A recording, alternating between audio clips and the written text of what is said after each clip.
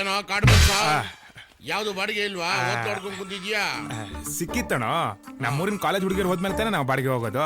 ಅದಕ್ಕೆ ಆಮೇಲೆ ಹೋಗೋಣ ಅಂತ ಸುಮ್ಮನಾಗ್ಬಿಟ್ಟ. ಕಚ್ಗುಳಿ ಕೊಟ್ಟಿರೋ ಕರಡಿ ಇದ್ದಂಗಿದ್ಯಾ? ಲೇ, ಯಾವ್ದಾದ್ರು ಗರ್ಭಿಣಿ ಹೆಂಗಸರು ಕರೆಕ್ಟ್ ಆಗಿ ನಿನ್ಗೆ ಜೂಮ್ ಹಾಕ್ಬಿಟ್ಟು ಹತ್ರದಿಂದ ನೋಡ್ಬಿಟ್ಟ ಅಂದ್ರೆ ಅಲ್ಲೇ ಪಟ್ ಅಂದ್ಬಿಟ್ಟು ಡೆಲಿವರಿ ಆಗ್ಬಿಡುತ್ತೆ. ನಿಮ್ಮ ಅಪ್ಪ ಇನ್ನೊಂದ್ ಸ್ವಲ್ಪ ಬೆಳ್ಳು ಉಡ್ಸ್ಬಿಟ್ಟಿದ್ರೆ ಊರಾಳ್ ಮಾಡ್ಬಿಡ್ತಾ ಇದ್ದೆ.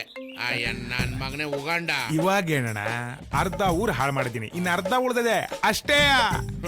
ನಿನ್ ಮನೆ ಹಾಳು ಮಾಡೋದು ಸಂಜೀವ ಅವನೇ. ಅದಿರ್ಲಿ, ನಮ್ಮ ಹುಡುಗಿ ಆಫೀಸ್ ಮೊದ್ಲೇನಪ್ಪ. ಓ, 45 ವರ್ಷದವಳು ಹುಡುಗಿ. ಚೌಟ್ರಿಲಿ ಪಾತ್ರೆ ಪಗಡೆ ತೊಳೆಯೋಳು ಆಫೀಸ್ಗೆ. ನೀನ್ ಬರೋದ್ ಲೇಟ್ ಆಯ್ತು ಅಂತ ರಾಮ ಹಾಕೊಂಡೋದ. ನಮ್ಮ ಹುಡುಗಿ ಬಗ್ಗೆ ಏನಾದ್ರು ಹೆಚ್ಚು ಕಡಿಮೆ ಮಾತಾಡ್ತು ಅಂತ ಹೇಳಿದ್ರೆ